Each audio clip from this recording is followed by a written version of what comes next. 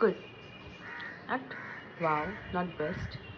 কারণ আমি এর আগে এরকম টাইপের আইসক্রিম খেয়েছি, এরকম শেপের না হলে এর থেকে বেটার টেস্টের আইসক্রিম খেয়েছি, বাট এটা এমন কিছু ওয়াও যেটা হাইপ তৈরি করা হচ্ছে সেরকম নয়, বাট ভালো খেতে, খারাপ না।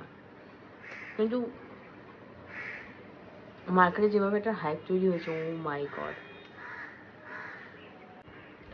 আমি জাস্ট এইটুকু বলতে চাই,